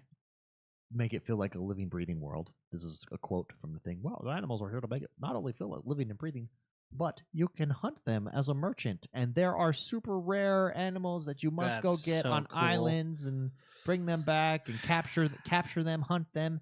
Dude, this game, I think this game has the potential to be game of the year next year. And think about what we know already. We know Anthem is coming out. That's going to be a big one on that. We know PlayStation's got a bunch of huge titles coming out next year. I think Sea of Thieves could be big. Could be just off of this preview game or the trailer. I mean, whatever game. it was. The trailer. The YouTube explanation of progression in Sea of Thieves. Go check it out. It looks like a ton of fun. Now, it could be that the idea is cool and then you jump in and it just sucks and they fail to deliver. But if it is how they're describing it, whoa. That's cool. You got me excited. Right. Anyways, great questions. I'm super happy you guys wrote in about Sea of Thieves. Really looking forward to getting into that. Rune Trelvik, the man, writes in and says, Rainbow Six Siege. There's new operators, a new map. Would love to hear thoughts. I can't get enough of that game. There's nothing like it out there. Also, Ubisoft deserves some credit for how they're not giving up on their games, but they keep adding exciting new modes, updates, and whatnot to keep their player base happy. I love this new direction they've taken with trying to keep their games relevant and alive instead of putting them on the out, then moving on to the next thing shortly after. But yeah, Rainbow Six Siege, your thoughts. So, neither of us have jumped into Rainbow Six Siege in a while, nor do we have experience with the new maps, but I do know that everyone's super happy with it. But I want to speak to Ubisoft's support of their ongoing support of their games. Rainbow Six is probably their number one example of this.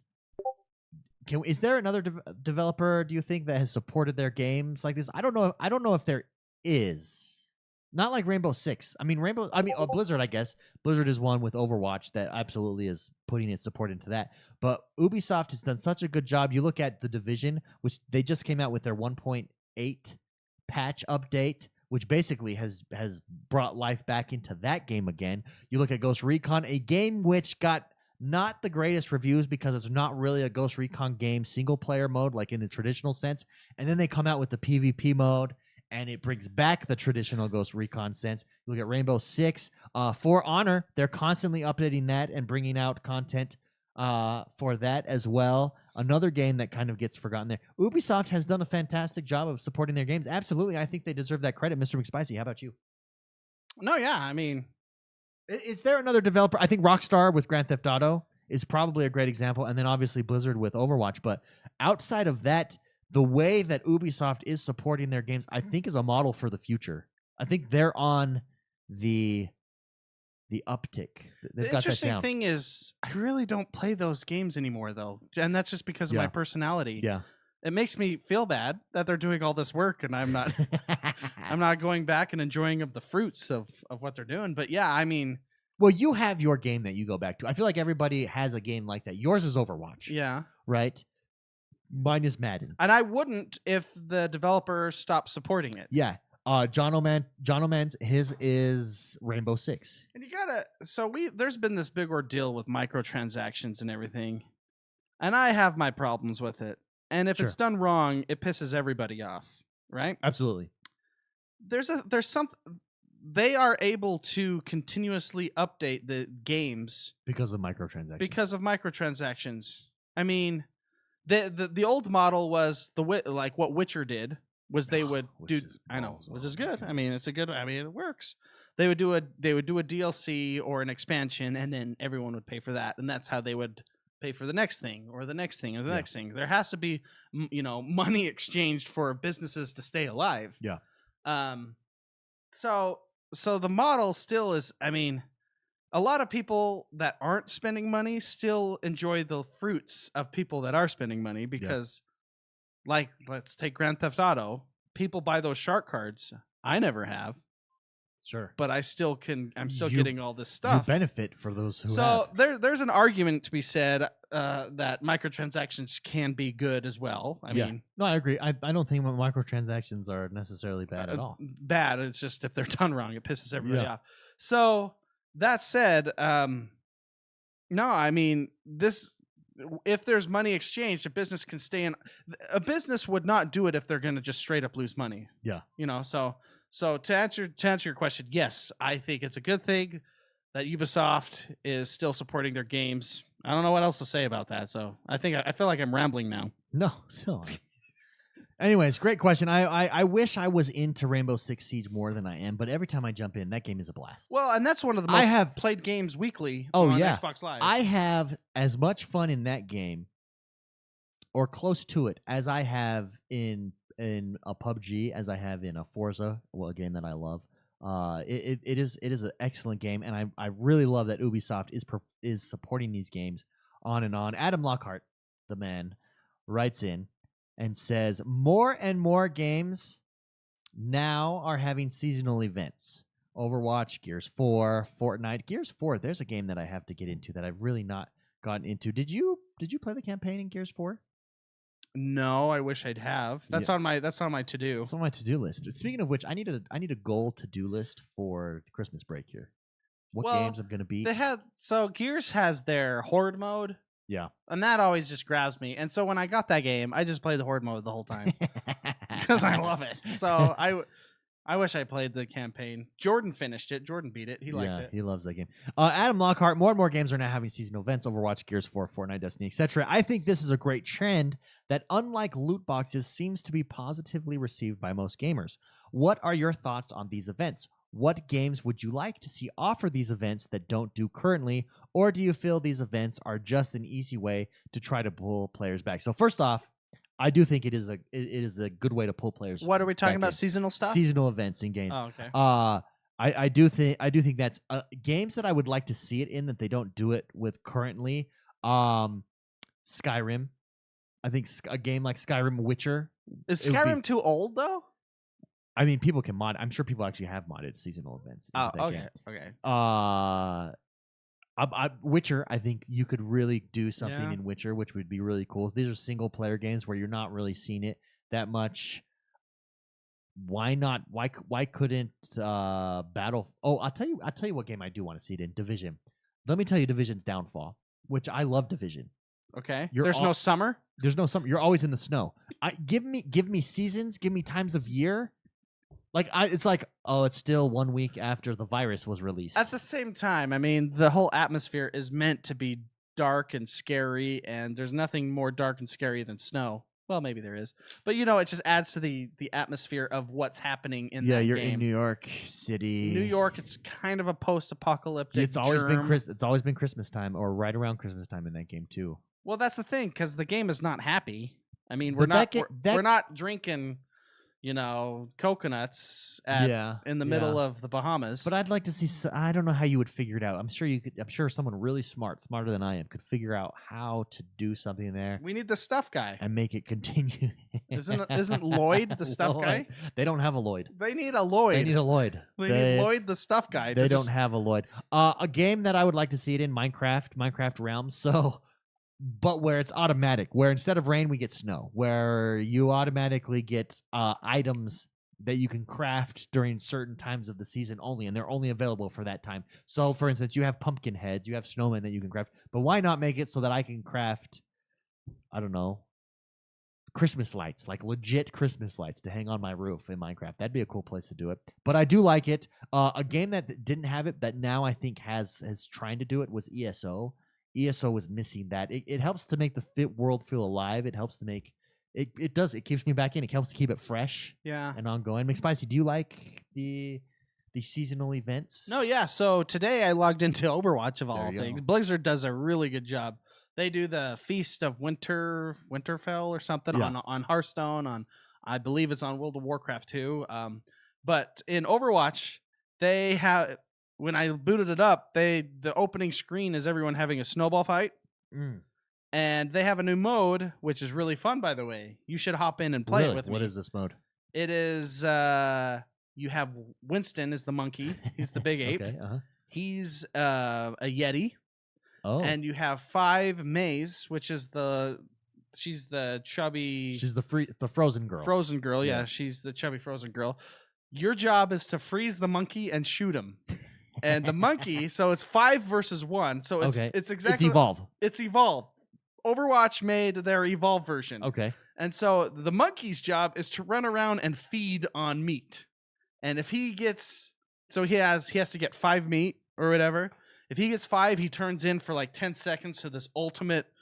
And then he can go Yeti, kill everybody. And then he can go kill everybody. And when that happens, if you're May, it starts flashing, run and hide, run and hide. It's actually a really fun cool little game mode. You should come play it with me. I think if we had a 5-person team, we'd do pretty good. That's fun. That does sound fun. But see, anyways, that's a little event that obviously it's the catalyst that pulls people back into the game. The end of his question, he said, Is it just a way to get people back into a game? Pull players back, yeah. I mean, that almost sounds like it's, is it just a cop out? But I don't think those little things are cop outs. I don't.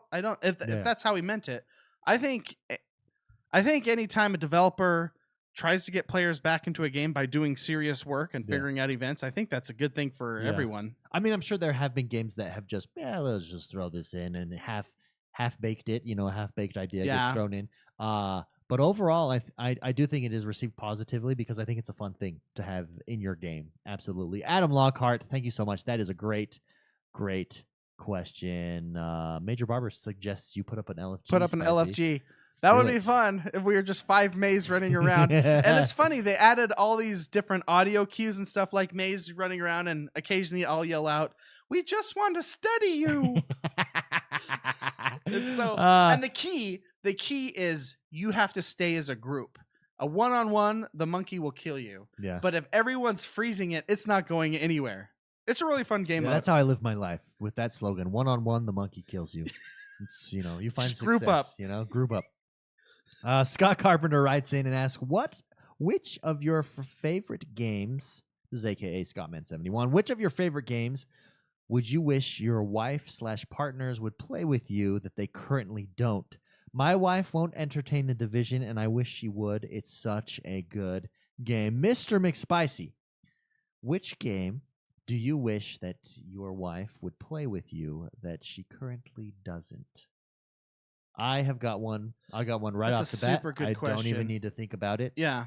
Minecraft. My wife actually mocks me for playing this game. I'll be like, "Oh, check out I'll like show her the stuff I build," and she's like, "This is so silly. Why is this fun?" But it'd be so much fun to get in and we could build our house together. Yeah. That's a good question because my wife has interesting tastes in gaming. Sure. She's a Candy Crush player. She actually really likes Tetris, which I really like Tetris is a good one. Tetris. There's just no real Tetris today. Puyo Puyo Tetris, my friend. On the Switch, my yeah. goodness. That's true. Dude, let me tell you, that game is on. In fact, I believe in Discord a discussion went off, and people in the NES Bros section, which is our Nintendo section, I'm getting a Switch. Which games does everyone recommend? Puyo Puyo came up multiple times. Okay. Puyo Okay, Puyo Tetris. I would have to say any game I buy, I would like my wife to play. And there are countless games that I have purchased with her in mind that flat out get denied, which is unfortunate because So I'll give you one that I think would be cool. Stardew Valley, when it comes up, when the co-op update comes, she would actually totally dig that game. Bring it up, man. Yeah. Suggest it. Depends. Yeah, it Persuasion. depends on her. She's her own individual person. She's a tough one. Jordan, I would. I love her. Jordan, I would. This sounded negative. No, why? I'm pretty sure she's listening. Hey, I love you, honey. Yeah, Jordan, I would probably say World of Warcraft. Oh, I will say that too. An MMO. Any MMO. Any MMO would be sweet. Because you know how much time you could spend together? Oh, you know how what you could get done in an MMO if your wife played with you? Yeah. So much fun. Yeah. There you go. Yeah. You could SAO it with your wife. I've gotten so many games thinking to get her involved, and she's just like, nah, I'm gonna go watch Survivor. See, Dr. Teeth says I got my wife into Minecraft and she ended up loving it. See, I'm convincing. Dietrich says he would do Ark. He wished his wife would get into Ark. That's a ruthless one. That's like playing Monopoly. It's gonna be fights. Dan Knorr writes in and asks, did any of you end up trying the console version of Sims 4? I'm considering buying it because I love the idea of being able to play it on Xbox. I have not yet experienced The Sims 4. I'm in the same boat as you, Dan. I like Sims. I know Jordan played Sims quite a bit. You two are involved in this. I wouldn't be. Yeah, we like Sims a lot. I've not yet played it. I know Jordan had a blast. I probably at one point will purchase it. What I'm wondering is if it will come to the vault, because a lot of big games have come to the vault, Mass Effect, Andromeda being one of them. I think The Sims might be up that alley as well, so I might wait for it to get into the vault. Great question, though. Sims looks good. I am excited to play that on the console as well. Ding Dong writes in, or Ding Dong in chat, says he bought an Xbox and ESO for his wife. Dude, that's cool. Oh, you're good. That's really good, cool, man. You're good. You're a good person. That's sweet. Yeah, cool. Sorry, I got something in my eye. Chris Brodka writes in and says, if you could be any video game character, who would it be and why? Keep in mind, whichever character you select, you also have to contend with the villain associated with your character of choice. Mr. McSpicy, if you could be any video game character, who would it be and why? You'd have to keep in mind you have to do the bad guy. I would be John Marston. Yeah. Because he is just awesome. However, I don't want to die at the end the way he died. Yeah. Well, I mean, I've been asked this before. So does that mean that I have to follow the same fate of that character then? Or just that I have to contend with the bad guy? Maybe, but what a ride, right? So I've always said Master Chief because he's a man of few words. He just, his presence dictates respect. It just requires it. Could you handle the flood? Oh yeah, are you kidding? I don't Master know. Chief could. I don't see aliens like, dude. Ugh. I could. I would be in my Mjolnir armor. All those little buggy guys would just explode on my armor. This is how it works. Okay, fair enough. Yeah, I mean, because Master Chief, man, just the mere idea of him, just okay. I just want to stand up and salute. What main character would you not want to be because of the bad guy? So scary. Mario.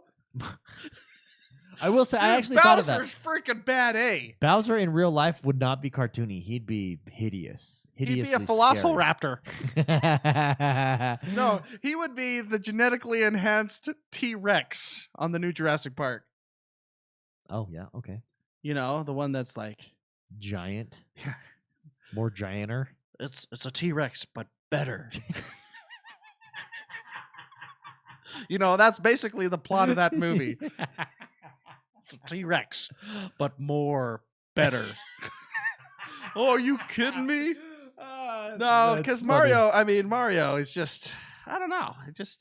He's not physically fit. There you go. Dietrich says Dark Souls. Any character in Dark Souls you would not want to be because of the bosses in Dark Souls, because of the bad guys there. Any Dark Soul boss he doesn't want to be. That's a good answer, actually. That's a really good answer. There's so many answers in this game. But those are creepy. Like, I would run from those fights. Okay, who's the Vernheichenstein from Wolfenstein? Oh, yeah. He'd have a tough life, right? Oh, yeah. So you wouldn't want to be him because no. Blazwick. That's the. I don't even know what I said. That's a good one because creepy. No, just what bad guy? Okay, what character could you not be because the bad guy you just couldn't handle? Like, he creeps you out. You could never face him. Scare you to death. Doom. I'd say Doom. That is a twisted world altogether. I don't know if I could be. Do movies that have been turned into video games count? Yeah, they do. Yeah. Because if I went up against Senator Palpatine and he was doing this, no, I wouldn't keep a straight face. No. You know what I'm talking about? Where he gets like a super tan and then gets shriveled up from the electronic stuff coming out of his fingertips. That's funny. Which, by the way, start out with the block of the electricity. Don't let everyone just. Never mind. I won't get into the dynamics of that fight specifically. I think Dietrich has the best answer. Any Dark Souls would not want to be in that game. Amen. Great question, Chris Brodka. Thank you so much. So Major Barber says you could be Mark Hamill. I could be Mark Hamill. Yeah, I mean, yeah, because I would say Luke Skywalker is one of my favorite characters of all time. I would say being a Hobbit in Lord of the Rings would terrify me because the wraiths are so creepy. Yeah. And so scary. I don't think I could handle that. I don't know, but if I was like Gandalf, like when you put on the ring and they turn to look at you all of a sudden, or the eye can see you, turns and shines his light right on you. That's creepy stuff, man. Yeah. Not to mention orcs are disgusting. Yeah, but I mean, like they grew up in this world. They've seen them before. Not orcs? Well, but I mean, like, it's more common in a world like that versus our world. Okay, that's what I'm trying to say. But the wraiths aren't. The wraiths are like all powerful evil beings. They've been desensitized a little bit more than us. Desensitized. That's their teen rating in games, right? Exactly. Alien Isolation, Dietrich says that game almost gave him a heart attack too. That's a good one. That's a game that I still need to play. That looks good. In fact, I think I own it. Den DeMuppet writes in. This is Dr. Teeth. He writes in and says, "What setting or world do you want to see a battle royale game take place in?"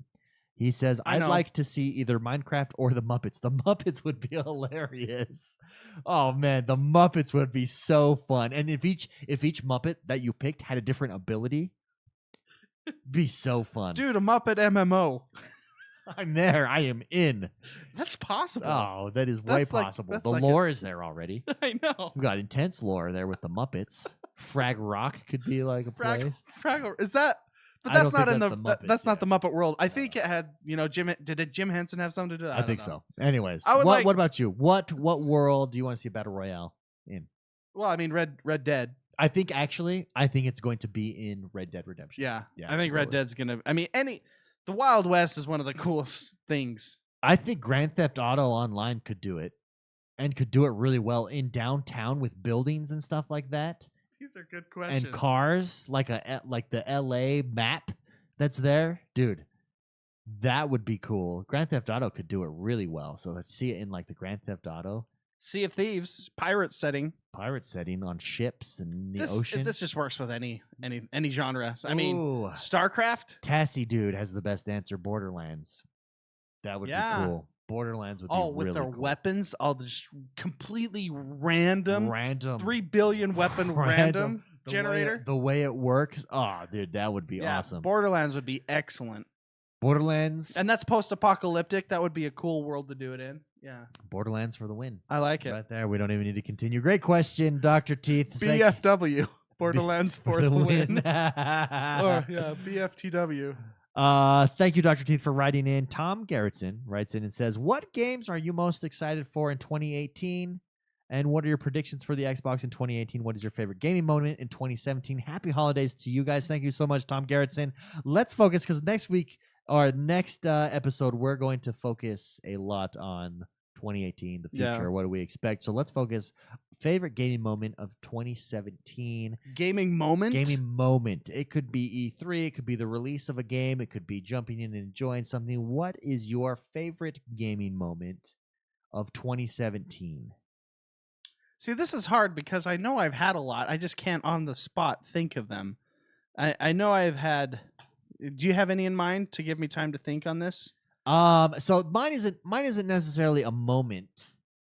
Mine's not a moment, but mine is like a lot of different experiences all rolled into one. Yeah. And that would have to be, this is going to sound foolish, and I'm a 12-year-old, I know it, but my experience with Realms in Minecraft. Okay. It's so much fun. I met a lot of people doing it from the community, the teamwork, the natural cooperation that takes place with our community. It's just been a blast.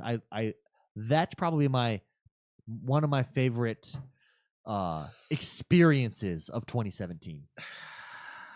Yeah. Did Stardew Valley come out in 2017, or was that last year? That was a while ago. The PC's been out for a long time. No. I mean, on the Xbox. Was that last year?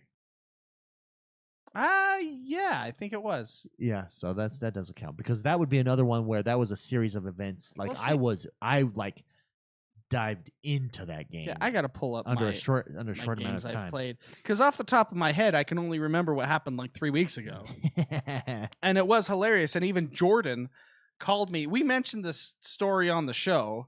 Jordan, like a couple days ago, called me up and he said, "Hey, do you remember that time when you were May on Overwatch and you got your whole team killed? That was the greatest thing I've ever seen in my life."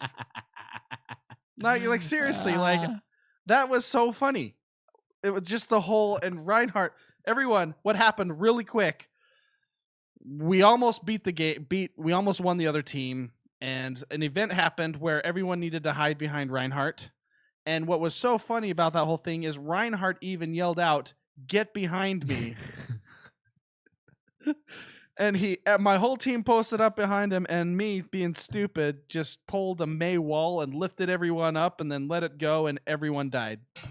And we lost. That is so Jordan funny. thinks that's one of the funniest things he's ever seen. Okay, I've got my moment.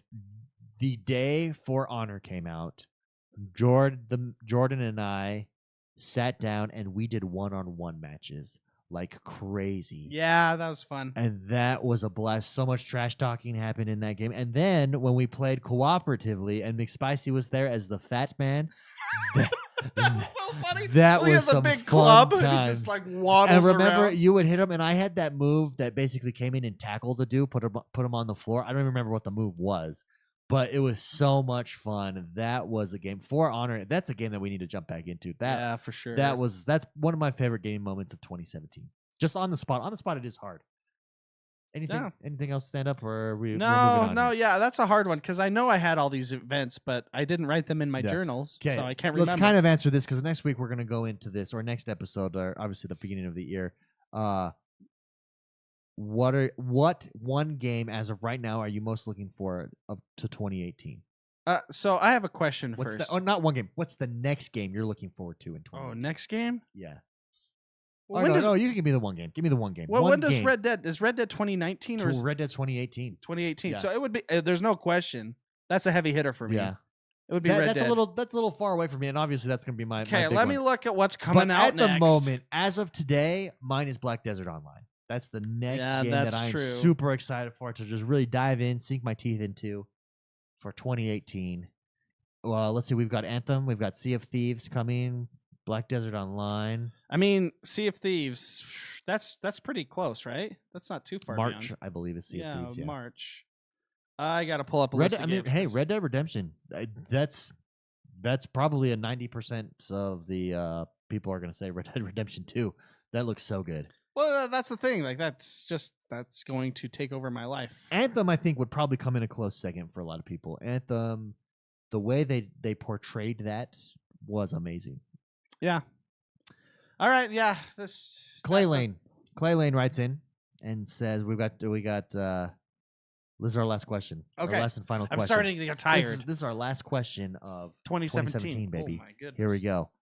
Clay Lane writes in and says, "What do you guys do with your video game collectibles from special or limited edition of games you have to have?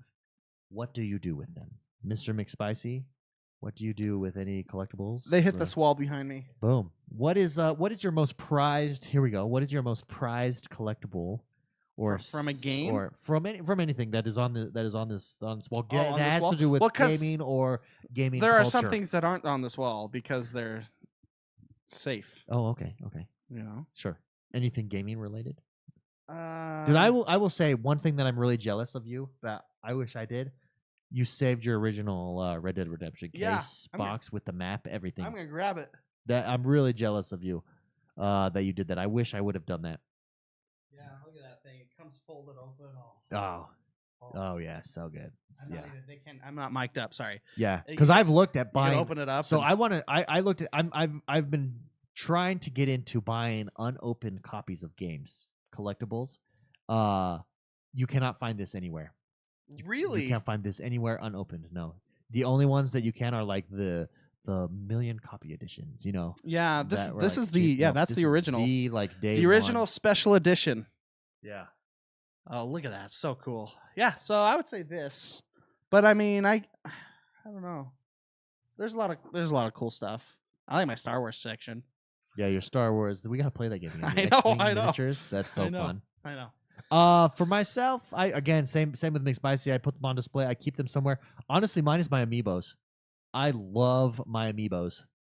I have them all unopened as well. A lot. Well, what I did was I bought 2 of every kind. And I went unopened for ones, and then I opened other ones to play with them. That's awesome. That's awesome. Okay, I also got to say, my Master Chief controller that no longer works. This hit the shelf because I was so mad one day, and I just squished as hard as I could. Crushed it. I literally crushed a controller with my bare hands. You are buff, dude.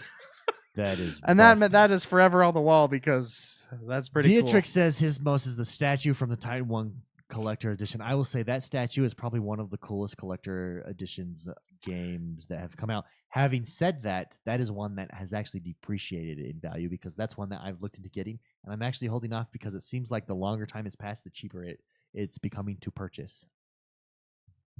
Oh, so you're waiting to So get I'm it. waiting to snap that one, Interesting. Yeah. That was a good move. Thank you. It's very Thank you. fiscally But responsible. that one I think is one of the coolest collectors. Like that statue is freaking awesome. Well, I really like the Master Chief statue too. The lock and Yeah, that's a the good one too. Jordan has. Jordan has that one.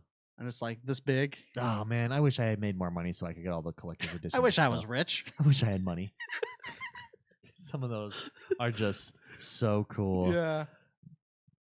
2017. This is it. It's almost Christmas. Give me some parting words for the community. We will be out for the next 2 weeks. Our next episode will launch the week of January 5th. January 5th is the first week of 2018. That is when our next podcast will be recorded. That doesn't mean we'll be gone. We will be on Discord every day. I will still be maintaining the same streaming schedule, so you'll be able to see me Monday through Friday every morning streaming.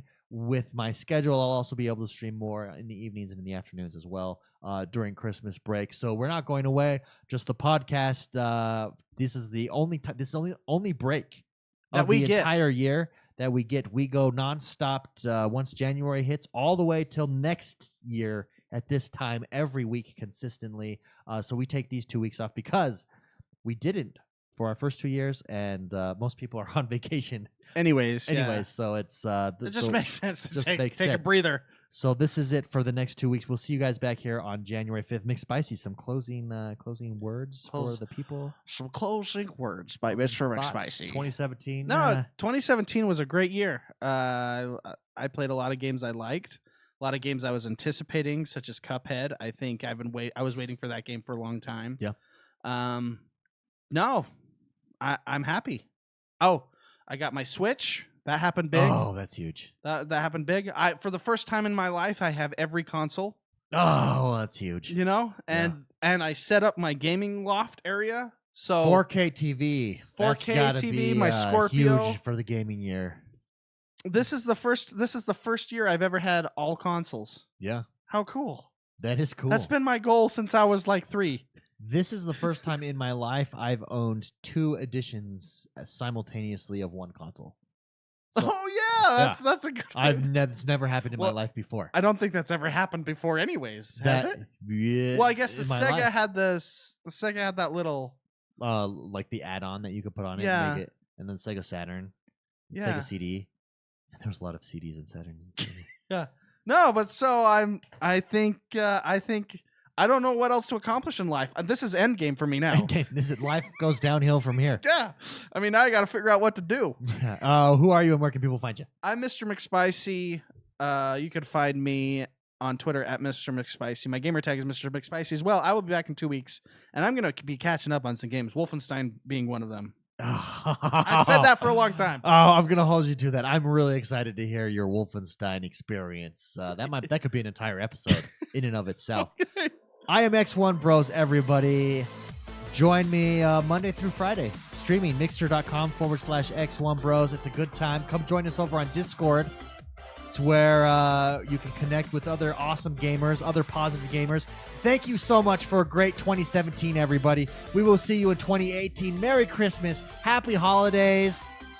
Happy New Year. Positive gaming, everybody. Stay positive. We'll see you guys next time.